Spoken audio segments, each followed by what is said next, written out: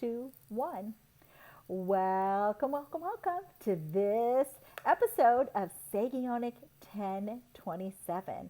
I am so excited for our distinguished author that is with us today, and you will be excited to learn a little bit more about our author in a few moments. But first, I would like to share a little bit about Sagionic 1027. The word, okay, we're going to take it back just a little further for creatives. So in 2018, I was walking down my hall and the word came to my mind, Sagionic. I'm like, oh, what is that? And it was spelled Sagionic. I'm like, oh my goodness, I've never had a word spelled inside of my brain. So I decided to look up the word Sagionic. Sagionic means movement by movement in time. It's Greek, and I'm Greek, which made it all the more exciting. Okay? So the reason for our broadcast is Sagionic means movement by movement in time. However, Sagion by itself means wisdom carrier. So our desire at Sagionic 1027 is to take the minds that have managed wisdom insight and display their learned information with you, display how they articulated different paths in their life to come out with a completed project, a business, a craft, and art. Oh, art, look at that. There's a piece of art behind me. This is my brother, my only DNA blood brother. It's actually the size of a door frame, so it's quite large. And my brother took one semester of art. And if you saw a painting at the top of my stairs compared to this painting, the painting at the top of the stairs looks like preschool. This painting, however, looks like a master created it. And he indeed just, I couldn't have asked for a better brother. Beautiful man is my brother. I only have one brother. But this didn't just happen because he picked up a pen and said, or picked up a keyboard and said, I'm going to write. That's not how it happened for Gary. But Gary, so we're really excited to introduce you to Gary. This is Gary Bray, Bray, and he is going to share with us about a completed piece of art that he just did, and it's a book called Republic of Texas, Texas's Last Stand for Freedom and Faith.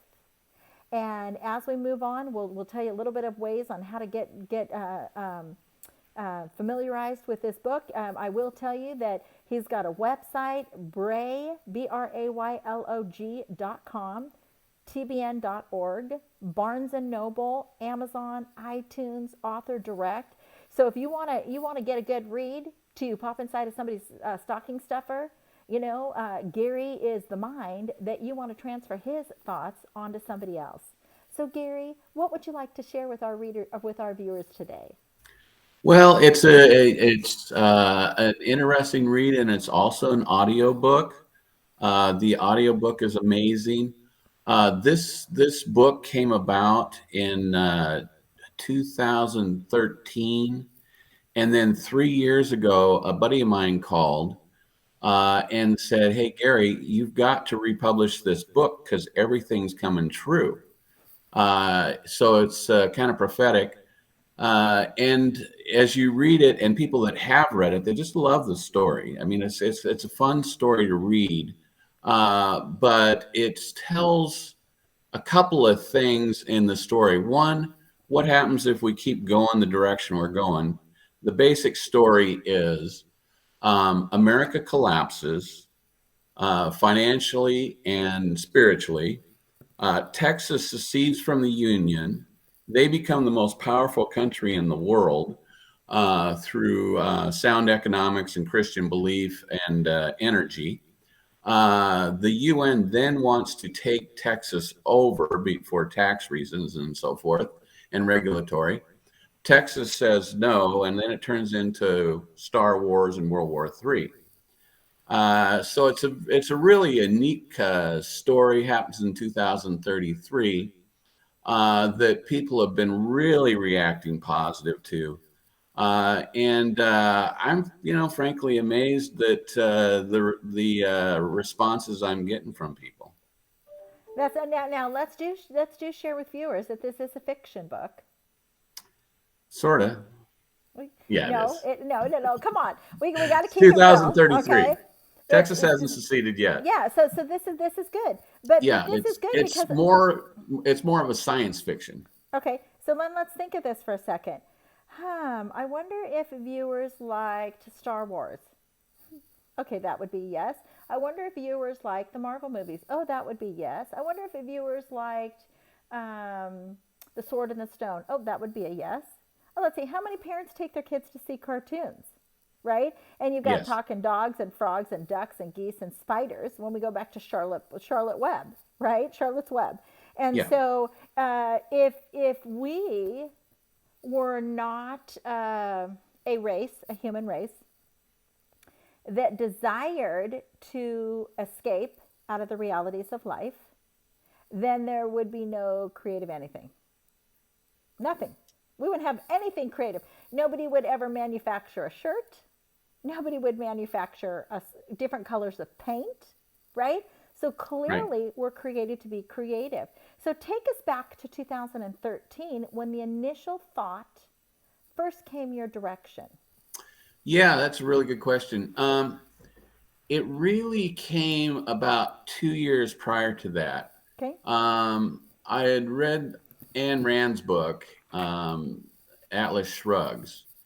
And when I read it, I was a little disappointed because everybody's going crazy over the book, in that it was written as a atheistic book. There was no God. And I was going, you can't have a society, and especially a capitalistic society, without God. And so I decided I would, God called me to write because I'm a lumber broker, which is the same thing as any other commodity. We understand how the capitalistic society buy, sell, what all of those strange terms like supply and demand mean. And I wanted to explain it to the rest of the people so they could understand it and still have fun while they're reading it. Okay. It's really a textbook, but it's a fun read because Okay. it's got this little fantasy and it's got a love story in it. And just people just love the story and it's got a message. So I felt like God was calling me to write it. And so then I just started writing. And as God would, I'd never written fiction before, let alone dialogue. Mm-hmm. I always wrote editorials, Okay. political editorials. But I had the writing is always, well, not always, but for the last 30 years has been very easy, a fun little hobby of mine. Okay. I used to write editorials back in the day for Oregon Live and Dial Up and all that other stuff, and get death threats and stuff. But anyway, I'd never written anything that was, a fantasy, a story, a novel. Okay. So I started writing it, and the Lord would just sort of at night, he would give me a vision of a scene, and I would just write that scene in a very creative way. And people, they like an 80-year-old woman goes, and a buddy of mine, 92 years old, World War II, 98. He goes, man, your creativity is amazing.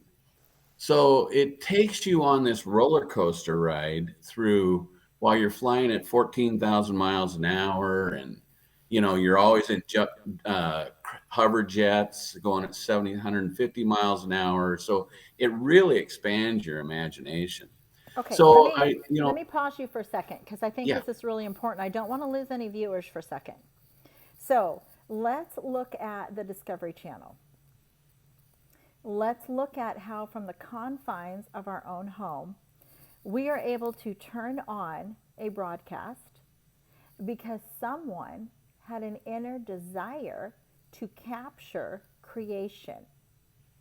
And I'm sharing with you a new revelatory insight that came my direction. So regardless of what is being spoken or who's being given credit, the filming is taking place.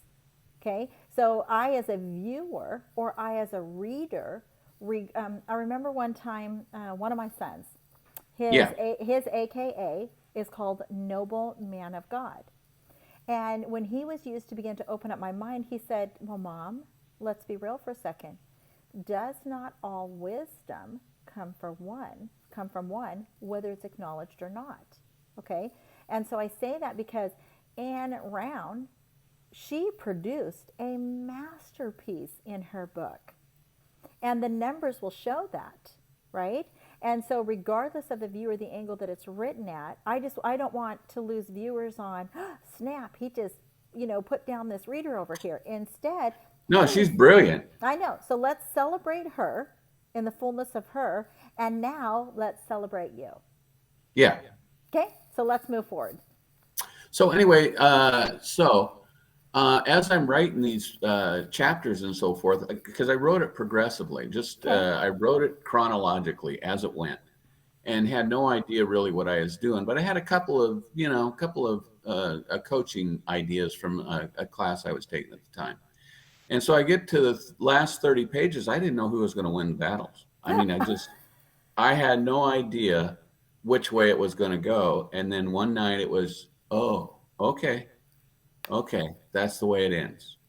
And you got to read it to find out what that was. But everybody loves the end. And the people that did my audiobook, here's another story of the miracle of this book. So after my buddy called me to republish this book, right? Okay. And said, this is all coming true. 2 years ago, Memorial Day, I woke up dead. No. Yep. On Memorial Day, nonetheless. Yes. Right. 7:30. Wow. My wife had woken up in the living room and heard this noise. She goes, "What's that? A moose?" And so she comes into my office and she looks at me, and I'm in my chair that I just gotten up and was on the internet. I was in my chair dead. She's a 30-year nurse. She's a 30-year nurse. She knows what dead is. Checks her pulse, no pulse. And so she grabs the phone. She goes, "This is not good." Grabs the phone. And even though the phone was dead, she heard that you could call 911 on a dead phone. That's right. And she did. She said, "The door's open. Here's the address. Send the paramedics. My husband's dead in his chair." The gal goes, "Well, you better start CPR." She says, "I am." "What's that song? What's that song?" "Oh yeah, staying alive, staying alive." Boop, boop, boop, boop. And so she goes 10 minutes and nothing happens. The paramedics get there. They throw me in the living room, hit me with the paddles, shots, everything. Nothing happens. They go another 20 minutes and they get a heartbeat. So they throw me in the ambulance. The neighbor goes in, who works in the hospital, and said, "He's not going to make it back. He's dead." And so I go down to Meridian Park, the hospital here in Tualatin, and they put me in the ICU. COVID had just started, so her and her sister had to wait in the parking lot for me to stabilize. Called my son, who was back at State College, PA at Penn State, working on his doctor. Said, "Your husband just had a heart attack. Better bring a suit, come out, because you're probably going to his funeral." She goes home, is all shooken up. 8:30 that night, the hospital calls and says, "Come down. He's gone. There's nothing we can do. We've tried everything. He's gone. We're just giving you a chance to say goodbye and turn off the machines." No, wait, pause, pause. So 7:30 in the morning. Right. You're beautiful. Now, what's your beautiful bride's name? First name? She's St. Marilyn. Oh. So St. Marilyn, is it Marilyn? Ilyn. St. Marilyn walks in on you dead in the morning at 7:30 a.m. It is now 8:30 p.m. 8:30 or 9, something like that. You're in the hospital, and they say he's good and dead. Like, dead. There's nothing we can do. We're giving you a chance to say goodbye. Oh, don't worry about COVID. Just come in and say goodbye. I'm sorry. I'm celebrating that. I know. I told you you'd like this story. I love it. Okay, so, carry on. So she goes down there. 20 minutes later, they get a heartbeat. 2 days later, I'm laughing and joking with the doctors and nurses. So I'm laying in bed, and one of the things I did when I woke up was started singing Christmas carols because it's a hard thing to remember. I seen if my brain worked, and the coordination between the brain and the voice is pretty complicated. So I seen if I was Okay.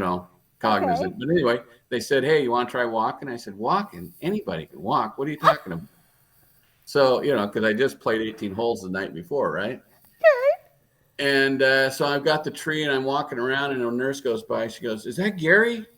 She goes, "Yeah." She goes, "I don't believe it. That's why we do this job." So I've got this Oh. thing called sudden death syndrome.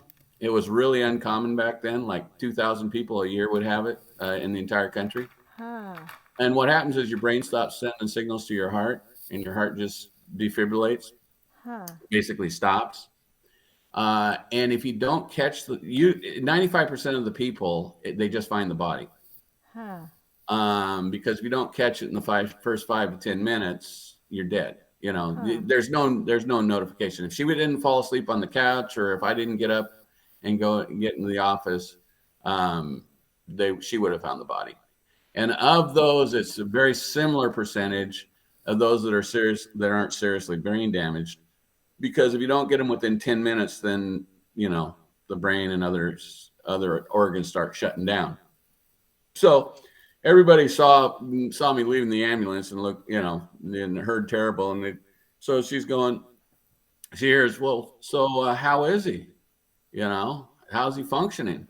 She goes, "Well, he didn't get any worse, but he didn't get any better." And these are St. Maryland's words. Those are St. Maryland's words, yeah. Okay. Okay. That is So amazing. yeah, so I'm kind of the one in 1,000 Okay. that because there weren't any more brain damage than I already started with. So yeah, yeah. So I'm still playing golf and everything else, and life is good. So this kind of told me I really, limited time. I've got to do what I had to. I feel like God was calling me to write this book because there's nothing like it. Okay. And it tells the question: what would a country look like if it was a Christian country and a capitalistic country, which go hand in hand. In other words, you're able to chase your own dream, and without interference of the government. And it also explains, and you got to read the book to understand all this Yeah. stuff. Yeah. But it also explains that a business is the same as an individual. It's just a group of people chasing their own dream and for the common good. And that's what's never explained because, you know, capitalism has always been vilified. They're always greedy, evil earth rapers. And that's not what it is. It's just Mm. the opposite. So that's what I had to write this book about. And people said I did a really good job. A superb job, might I add. Let's hang out on this fact. What you just shared for a few moments here. Okay, so let's think of creation for a second. If the fish would have been invented first before the teams came together, the fish would not have survived. True. Okay, so if the birds that were created to go into the rocky crags to carry the seed to nourish the different types of goats or rams that go on in that mountainous terrain before there was a division and a divide, they wouldn't survive. That's right. It almost is like a masterpiece created this. And talk about, it's those volumes. It is that second, third, fourth, fifth, sixth, seventh, eighth, ninth, and 10th volume that It is is. inside of your brain that was downloaded to your brain when you were down. Let's just look at, oh gosh, this is fascinating. So we've got at least 11 hours of you being night or 10, 11 hours. We go all the way to volume 11. I can You see were that. Yeah. down. You were down for 11 hours. Now, I wasn't dead for that time. I'd come back alive and then died again. Well, yeah, but still, they didn't. They Yeah. didn't. They didn't officially say you were. No, I You're know. okay. You're going to live till after 11. So At it least. even gets more miraculous than that. Okay, let's hear. So a couple months later, a buddy of mine who runs a little, he fills in at a radio station here. Okay. Yeah, KDPQ. Okay. It's a Christian radio station at Okay. night. So Sunday night, he called me up. He said, "Hey, I want to talk. You know, we do prayers. I want you to tell your story about dying." Okay. So, okay, fine. And bring your book too, because, you know, I know you're trying to get it republished and we might have a chance to talk about that. So I sit down, I come in, you know, it's at night, and this other guy sits down next to me, and he says, "Hey, what's that book?" I go, "It's Republic of Texas." He says, "What's it about?" I said, "Well, you know, America collapses, Texas becomes the largest, most powerful country in the world, and then Star Wars happens." He says, "Have you done the audio version of that?" I go, "Audio version? What are you talking about?" You know, I'm self-published. Of course, I can't afford an audio version. It says, "God's told me to do the audio version of that book. I want to do the audio version." I said, "Well, don't you think you should read it first?" He goes, "No, but I will." And he spent the next year and a half, him and his wife, Mike Gordon, doing the audio version in a play format. So all the voices change. He's put sound effects into it. It is the most incredible listen you ever heard. It's on Audible, and we like audio authors direct to get it. Well, pause for 2 seconds. We've got to give honor to whom honors due. So, Yeah, Gordon's beautiful bride, her name, Linda. She Linda. plays all the women's parts. Michael and Linda Gordon. And it is the most incredible thing you ever heard. People are just going nuts over it. Oh, this is like a fairy tale that came from death. I love it. Oh, And here's the other there's part. another one of those stories. The other thing is he's supposed to be dead too. What? He had stage 4 cancer like 6 or 8 years earlier, his doctor said he's the first one that he's ever had survived that deep a cancer. And a couple years earlier, he said he is down and out, and he'd have to tell you the story. But he'll be interviewed as well. Yeah, I was trying to bring him on, but you know, he said, "Hey, you just do it." Yeah. But anyway, he just turned his life over to God, and he said, "God, I don't know where you're taking me, but take me." And I mean, God took him to rock bottom, cancer, lost his house, wife, family, blah blah blah.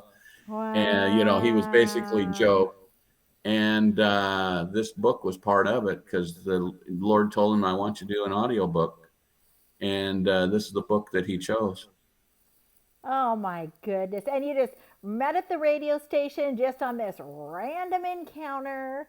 You know, it was just by mere chance, coincidence. You would just happen to meet this man. It was a Godowens. Yeah, that's a big fat not coincidence. Yeah. Because I'll tell you, Gary and I met. I took my fishing pole out last week. Yeah, my fishing pole. 2 weeks ago. Yeah, 2 weeks ago, I took my fishing pole out because I was about to seed drop business cards for this program, and I knew that those who wanted to bite would, and I would hear from them. And so I appreciate your persistence because I've been busy. So share a little more with us. Okay, so now you've got it in written form. Now you've got it in audio form. So tell us how you found the illustrator for the cover. Oh, that was Trinity Broadcasting Network. They were very excited about the book, mostly about the timing of the book. Okay. Because they realized, well, when they went through it, they saw that this is, and I've gotten a number of people the same thing. This is a very attractive book for the time.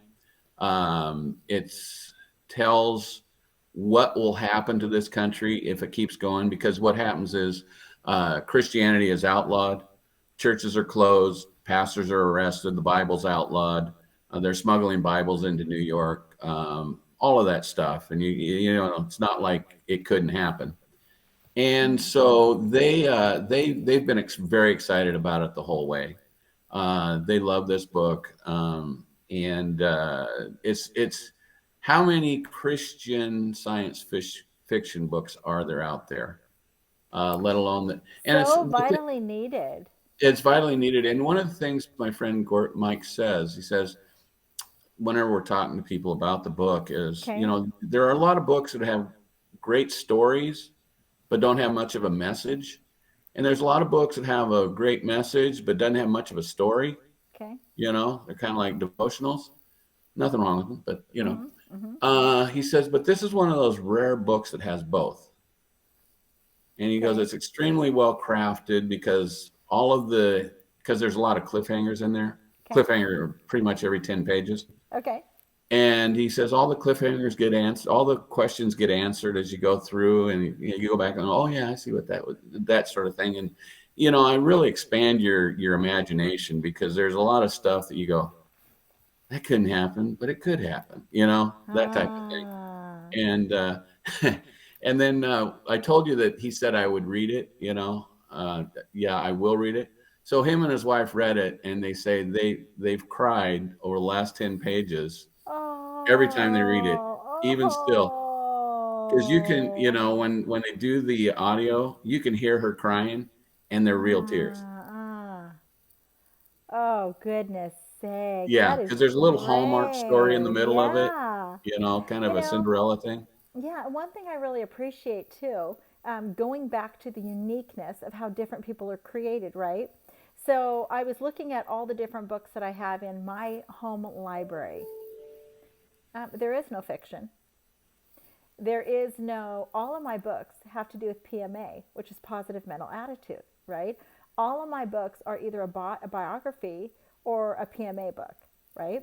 I remember it being shared with me one time, you know, Shawn, you should really expand your brain and look at different kind of things in life. And I was like, I can't keep interested in these things, right? And so as we each walk out as being individual image bearers, right? There are those who will articulate biographies. There are those who will be ghostwriters, right? Or be the voice of an author, right? There's so many different things in which, you know, and I was even thinking of this within the last week. A creative, that's what I am. I'm a creative, right? A creative functions like an artist would who's learning to play the piano or trying to formulate new rhythms, okay? A creative functions like my brother did with different mediums to create his art, right? Creatives are just like, oh, what are we going to do now? What project are we going to do now? What are we going to do now?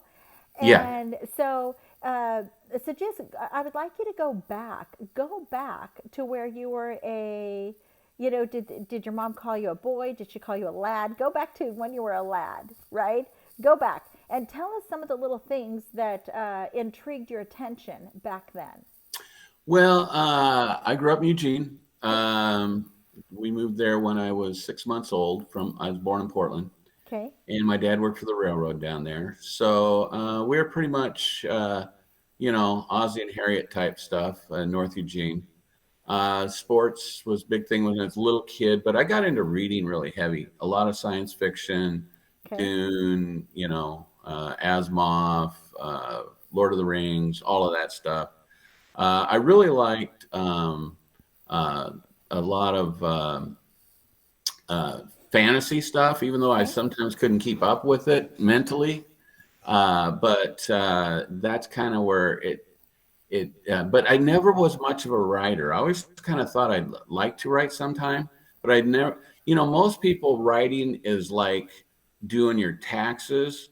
You just hate doing it. You know, most people can't even write a letter because it's just so hard.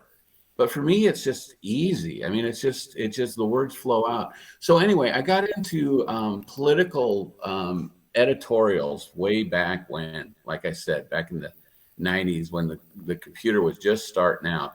And I loved the computer because it was just a giant typewriter with a huge eraser on it. I'm not really good with the English Yes. language. Oh gosh, that's great. Yeah, I'm not really great with the English language as far as editorialing my own Okay. stuff, anyway.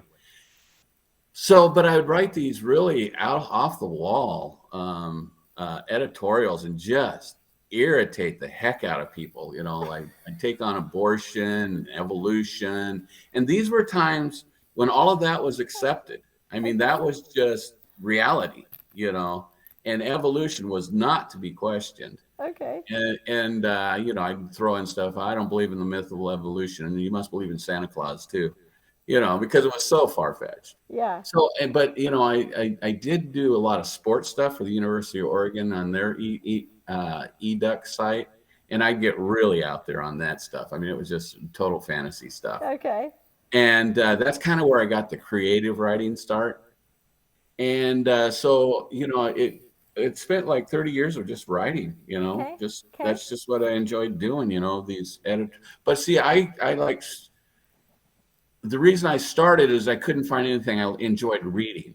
Okay, because it was all so boring and so inside the box that it just nobody, like sports, it's always some stat or some. It's not from a fan standpoint. Yeah. Same with politics. It's Yeah. never outside the box. Yeah. So I was always outside the box, just stretching people's imagination. So when I went into writing this thing, it was a natural that being that I understood marketing and et cetera like that, and I wrote so often outside the box that I could write these things that you will not believe that you're at. Okay. That I could stretch your imagination farther than you ever stretch it. Huh. And so that's kind of where that came from. And the funny thing you should bring up that you've never you only have you don't have any fiction in your library. One of my buddies in Texas is fifth generation Texan. He's the same way. He says, I don't generally read anything that's not historical books or biographies. He said, but your book is the first book that really explained Texas better than any book I've ever read. So it's the Texas spirit is what I caught, no, this is going to be the last Alamo. Okay, now this is great because let's stick on this word. Okay, out of the box. Right. Okay. One second. Go ahead. Hey, Marilyn, I'm doing an interview. I'm on the phone. Oh. That was St. Marilyn there. Yep, St. Marilyn. Now you're gonna have to call her in so we can put her on the screen and love her. She won't want to. Oh, okay. Another time. Okay. With the second, with the what do they call it, a sequel when the next one comes out? Oh yeah, the sequel. Okay, yes. the first sequel that comes I know. out. Everybody's telling me, yeah. We're gonna get Marilyn on board for this. Okay, so let's just stick on this soapbox for a second. Okay, on out of the box. Okay, I am surrounded by 8 lights right now. Okay. 8 lights? 8. The figure 8. 8 lights. Okay. But they're different tones of lights because I wanted my brother's painting to stand out. Sure.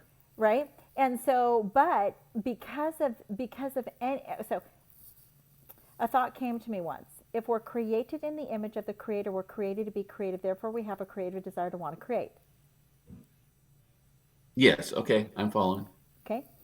So I was like, what are you showing me, Lord? Mm-hmm. He says, Shawn, I want you to think of human creation for a second. Mm-hmm. And now, not out loud, this is in my mind. This is a conversation with whom I have acknowledged to be the Lord in my mind. Okay. So I was like, what are you doing? What are you showing me here? He goes, I want you to think of human creation. In human creation, you have the mother egg and you have the father swimmer. He said, would you agree that nothing happens unless the mother egg and the father swimmer connect? Mm-hmm. However, once they connect, in a nanosecond, creative combustive creation begins. I'm like, this is good. Where are you going with this? Right? So he says, Shawn, I want you to think of the human brain. and I want you to think of the creator seed thought. The Yeah. creator is continually Yeah. dropping down thoughts into Yeah. humans, aka I call image bearers, Right. right? Right. Continuously dropping down thoughts. But this is what we do. I can never do that. Somebody else has already done that. I don't have Yeah. the qualifications for that. And so this is what he tells me. If my people would begin to take the seed thought, little teeny tiny little thing I have in my hand, right? Take the seed thought and then say, I come into agreement with this thought. Show me more. Yeah. So just like in creation, in a nanosecond, creative combustive creation began. And Yeah. that's what enabled you to write that book. That is true. And my phrase now is science says that human life begins at conception. Okay. Can't argue that. You cannot argue that because it's true. So yeah, and I feel the whole time that I was the perfect person to write this book. Okay. One, I'm not successful at all business-wise, but I understand it, so I had the time to do it. Okay. Also, it's kind of a little bit back, a little historical how this came about too. We had a little group over here that fought light rail because we felt like it was a spiritual battle. That light rail was basically just an idol worship to save the earth, worshiping the earth. And we felt like God was calling us to put a stop to it, and we did. We had 33 people, and we stopped it from going out 99, and eventually going down to Salem and so forth. And so we were very good in the political side of things. We basically owned this end of the county and so forth and so on, because we had invented a system. And so then I ran. Well, I didn't run. My buddy ran for chairman of the Washington County Republican Party, right? Okay. And I was going to be his vice chairman. And as we're running down to have the election, he says, Gary, I can't run. My finances won't allow it. You've got to run. I mean, we're literally an hour away from the vote, right? Okay. I said, I can't do that. He says, you have to do it. And then I'll be the vice chairman, and it won't take nearly as much of my time, and we'll do the same thing. Okay. Okay. Everybody knew who I was and everything, and they knew that we were really good at what we did. So anyway, long and short of it, I become chairman, right? And he becomes my vice chairman and everything else. Well, I had made a few enemies because we really changed. We did some radical stuff over here, right? Okay. But it worked. One of the things I did is I would write our editorials to my fellow PCPs, precinct people. Okay. And when I became chairman, I started writing them to all of the precinct people. Well, they're really not, but they were considered controversial because the first one was about abortion, and one of the ladies says, "You better stop sending that. I don't agree with you." And then, the second one was about was pretty critical on the Democrat Party, being communist, et cetera, et cetera. Okay. Well, they leaked that to the Oregonian, and it was supposed to only go to pretty hardcore Republicans, right? Ends up on the front page of the Oregonian. Oh, goodness. Yeah, which I'm glad, because it's the first time the Oregonian had that point of view in it. So, but anyway, long and short, I had to resign like 2 weeks later or a week later. So I was chairman for like 3 weeks. Okay. Well, I was kind of burned out, but that was when I wrote the book. Now let's go back for a second. Okay. So that gave me time. Yeah. So let's go back for a second. Because I dare to disagree with you on a fact. You said you're really not that successful. So if we look at teamwork, St. Maryland and you. Okay, yeah. If we look at, you are a thinker that's outside of the box. Yeah. And you were given the freedom to write. Yeah. You said you've been married for she's been in nursing for 30 years. And how long have you been married to your beautiful bride? 35. 35 years. Okay. So for 35 years, as you've worked as a team, now you have the first book to press. It's clearly on some heavy hitter platforms, right? If TBM published it, if I was to guess, you've been on TBM. No, I have not. Okay, so we'll get there. Okay, but I will. but Yeah. clearly, you were dead and came back to life, right? And you were dead and came back to life. You were dead and came back to life, and then finally you decided to stay alive. Okay, so basically some obstacles against you. And I say this for the purpose. The reason I'm inserting this is a teamwork. It says it takes a teamwork to make the dream work. Mm-hmm. But not necessarily in that team are the same, what I want to classify as giftings or talents, right? So Sure. even though you may be excited about all these different write-ups that you've had over the years, right? Marilyn with, no, I'm not going to fill that vial as a nurse longer, more than it needs to because I've got to follow all these rules, right? Mm-hmm. So Right. can you share a little bit about that? Just the Yeah, exactly. differences. It's funny you ask that question because when I died, of course, the one of the first things that the doctors always was asking is, so do you see the white light? Do you see the golden staircase? Do you smell smoke? What was it like? Well, all I can say is I never felt the presence of Jesus more than I felt it then. I mean, I felt like he was right in the room directly. And I did hear, well done, my good and faithful servant. And it wasn't because of what I did business wise, because that's, I'll tell you, the business has not been all that great. I mean, it's surviving is all I can say. But what you're getting at is I realized that I was measuring on man's ruler. Man's measurement is different than God's measurement. And so what I realized what he was saying, and I was kind of wrong realizing that I had done things like, volunteering for, abused and abandoned kids and different things that you normally do through the church and so forth. But no, that's not what it's about either, because there's a certain amount of pride involved in that. There's a certain amount of, oh yes, I volunteered for this, I volunteered for that, Well done and good and faithful servant was only said because I gave my life to the Lord. I told him I am a total failure, sinner. I have no right to what you're offering here, and your mercy is all I have to go on. And please give me salvation. That is what good and faithful servant meant. It had nothing to do with anything that I had done. It had everything to do with him dying on the cross for my sin.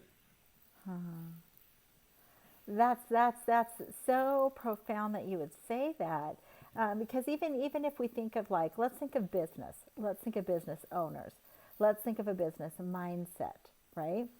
In order for you to continue to step outside of the box and write those articles that were outside of the box, that took guts and bravery, right? That took tenacity, that took perseverance. These are just all different names, right? We're just playing with words, okay?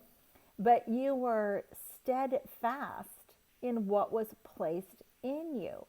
You couldn't not think the way you were reasoning on paper or the computer board, because that is the angle. That would be like telling a heart. Let's pretend like people are body parts. Okay? Here's the way I say it. Okay. Is that writing is a deeper form of communication, because when you're talking, it's this. It goes in one ear and out the other. When you write, I've got to be able to have a concept in my mind, put it down on paper. You have to read that paper through your eyes, goes into your mind, and then you understand what I drew. It's so deep conceptually and so complicated. That's why I can't believe in evolution, because how could that ever occur? That I can write something that you can read and isn't just a bunch of jumbled symbols, but Uh-huh. is a bunch of words that you're going to understand. And I'm going to paint this picture and you're going to see this picture in your mind. And also, it would, and this is what's so complex about being an author or writing. You can paint a picture, right? Okay, let's look at the siblings. Okay, siblings. I grew up in a household with 6 siblings. I guarantee you, each of us has a different angle of the interpretation of what took place when we grew up, right? Because Right. we all reason differently. Well, the same thing. So my brother, who is an established artist behind me, right? He said the reason you do not explain what you painted is because you leave it open to the mind of the viewer. So they That's can right. walk away with their thought process. Well, that's the beauty of the book. You can hand that book to 500 different students at a college, and every single last one of them, according to their own inner narrative that they've been reciting in their mind, they're going to view the book differently. Yeah, they're going to see it all different. And the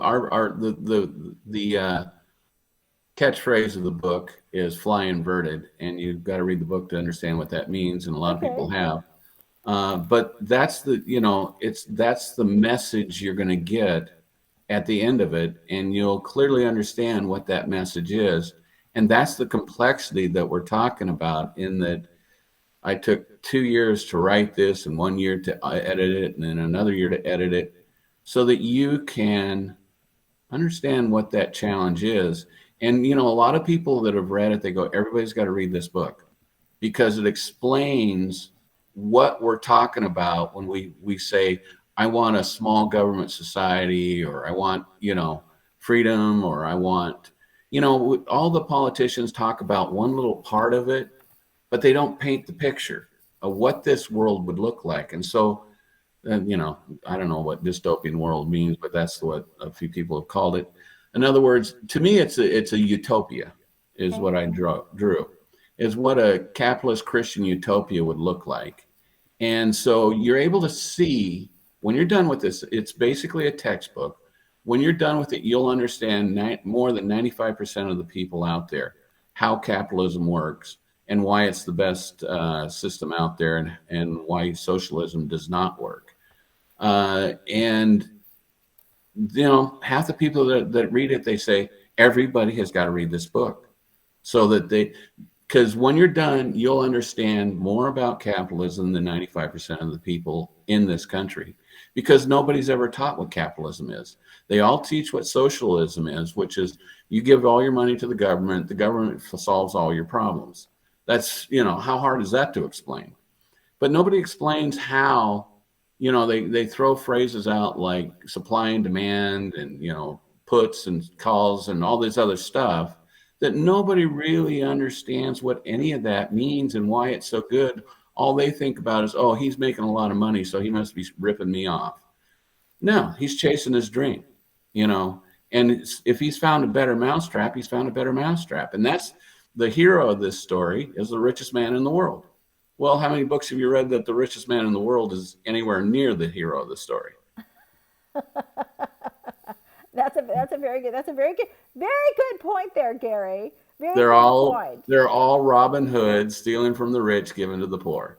Okay, so now let's think of your point here. Okay, I would like you to steer us now in the direction on how to encourage writers wherever they may be.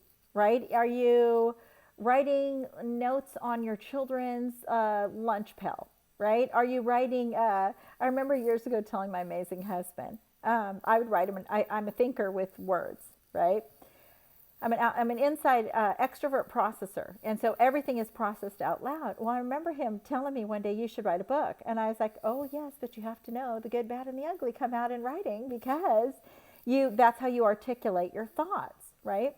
So how would you encourage those who think that they're going to write a New York Times bestseller straight out the gate? Go back, because this is a process, Gary. You didn't just get this heavy hitter, right? You took your time. You basically invested it into other people, other organizations, other outreaches, other causes, right? You took your mind to invest into these different arenas. So to me, in my brain, right, it says, as a man sows, so shall he reap. I see it as you've been scattering seeds for decades. And Yeah, now true. all of a sudden, it's almost like there's one coming back in, and it's just like it's all coming back to you. But this wasn't your first rodeo because you've done it all along. So how do you encourage our authors out there? Well, it is really the first rodeo on this one. I've never written a book. I mean, I've written articles that were, amateur articles, but I have a pretty good following of people that just love my style because I play a lot of word games. Okay. Um, You and my brother will get along so oh yeah, well. oh My yeah. God. I'm the word game king. Anyway, um, it's hard to think of yourself as an author. It's like the painting that your brother made. It's so um, revealing. I mean, you're putting yourself out there totally. I mean, they get to see your soul because, like what I was explaining about, putting it down on paper and then you being able to read it, but you can criticize it too. And that's criticizing my soul. It's not criticizing, the color of shirt I got Oh, on. It's, it is you as deep as you can go. I mean, that is, yeah, you're showing your soul. And that's yeah. what most writers and artists are afraid of anything, and why a lot of them write in the box is because they don't want to expose their soul. Or rock the boat. Yeah, or rock the boat, have to explain themselves. So I would say, and a number of authors have come up to me, and they're on their first one, and I just tell them, you got to fly inverted. You just got to fly inverted, and just put your faith in God that He wants you to go there, and that He will cover the rough spots, and then just you got to expose your soul. That And is it's hard so to do. that is It's that is really so hard to good. do. That is so good because but watch this. If you are okay, we're going to jump into religion for a second, Christianity, whatever somebody wants to deem it. There's a verse in the Bible that says, "For you are God's workmanship, created in Christ Jesus to do good works." I like to call them spectacular works that Hmm. God has prepared in advance for us to do. Okay? Hmm. So let's just play with this for a second. Let's say inside of our mind, we're going to take these two batteries. Okay? Let's say inside of our mind, we have a chamber that is full of information, even though they said we don't function off of our whole brain. Let's say we have a chamber that's already full of information. And let's say potentially that certain mysteries were kept hidden from us until just the right time in human moment, right? Just the right moment in human time. And now all of a sudden, these two singular batteries that don't seem like they can accomplish anything, but when inserted into the correct device, will generate power. Okay, so the power of positive thinking, right? Hmm. Or as a man thinks, so is he, right? Hmm. Or Zig Ziglar, whether you think you can or can't, you're right, right? So let's think of this for a second, because and so then now let's just pretend like there's a master's hand, and in the master's hand he has a soldering tool, and one day he decides to join a segment of the brain over here with downloaded information to another segment over here, which is your conscious brain. And ding, a light comes on, aka a thought comes your direction. Then you decide to run with it or fly with it on the side, right? Hmm. This is a thought that came to me one day. And which Yeah, and means, along those same lines, when I told you the story about getting kicked out as chairman of the yeah, that was being refined by fire. I mean, I had the Oregonian all over me, and this is when the Oregonian was, powerful. okay. Uh, the Democrat Party was all over me. The Republican Party was all over me. I mean, I didn't have anybody in my corner. but it was Saint it was such Marilyn a was. peaceful, huh? Saint Marilyn was in the Yeah, well, corner. she, Oh. yes, she's more like I told you. But my family was, yeah. Uh-huh. Um, but refining fire is good. Refining fire. It was a very special time because I felt like it was the only time that message got to that many people that clearly because it was on the front page twice. Uh-huh. And to me that was worth everything. So another little catchphrase that was always in our family was "can't never did anything," and that's kind of what this is about. Can't never did anything. So you got to, the jury is still out, but man, and here I don't know if you can catch this. I was going to show you. I don't know. I This thing can't. won't You know do it. what? Take a picture of it. Take a Let picture. me tell you what it is. Take a picture of it It's for a me and letter send it to me. from Governor Greg Abbott from Okay. Texas that says, "Thank you for the book," with his Now, autograph on it. I got to tell you something that's pretty fascinating. Last year, um, in October, November, December, and part of January, I was on, I call it assignment. I was on assignment to go in with a team of people who pray in Texas for 3 months. Nice. 3 months. 3 months. And I would get this little memo that would tell us where and why, like detailed memos that would be dropped down into my mind.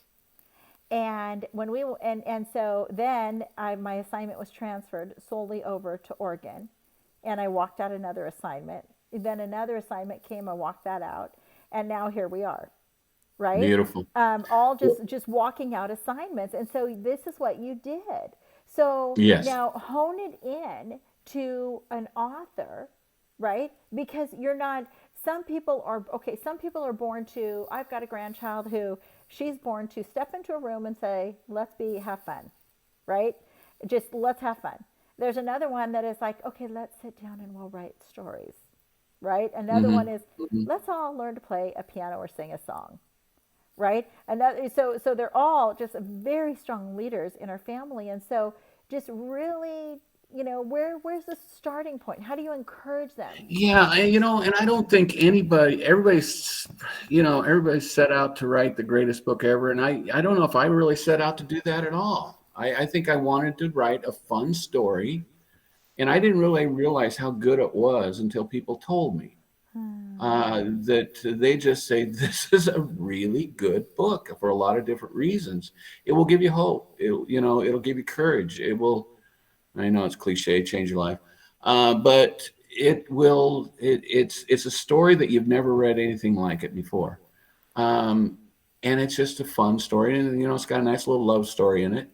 Um, and so I don't think anybody really sets out to do that. But so what if you write a bad book? Just if you're That's called to good. do it, just do it because somebody will like it.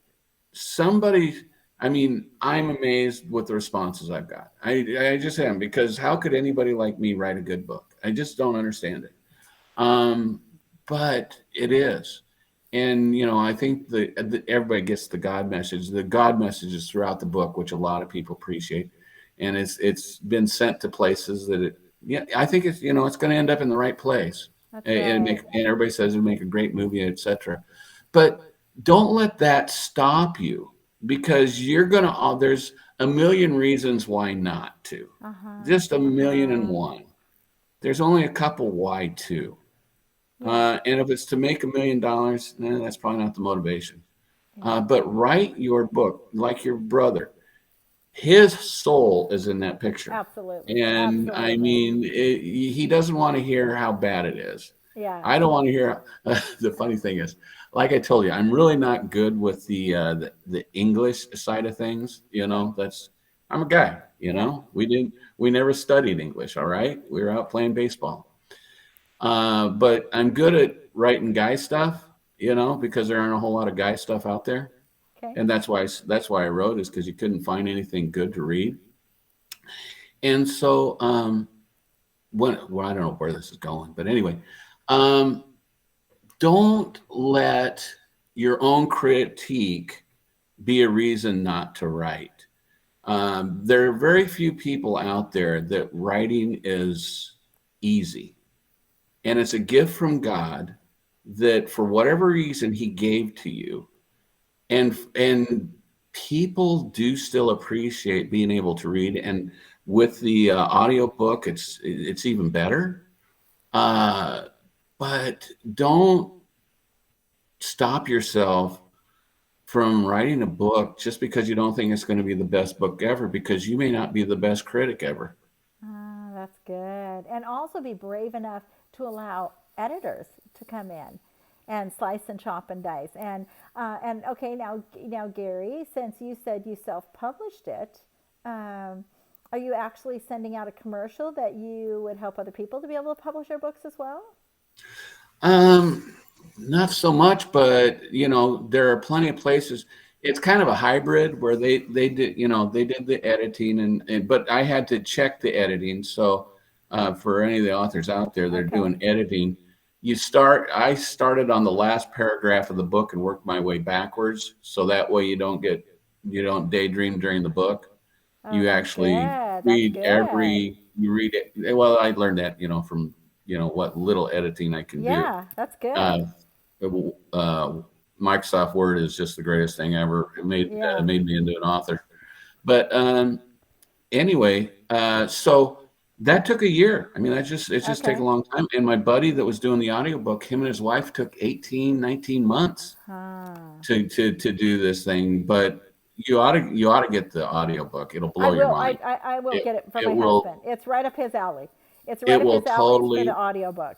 Everybody says it's the best audiobook they've heard, Yeah. because nobody's done a radio play. It's like the 1940s radio Oh, plays, I you love know, it. I with love Jack it. Benny and the bunch. He did, Yes, I yeah, love with all it. sorts of sound effects, and half the sound effects will crack you up because they're just Yeah, kind of funny, so with the good. jets and all that. Because there's a lot of Star Wars in Yeah, there, so yeah.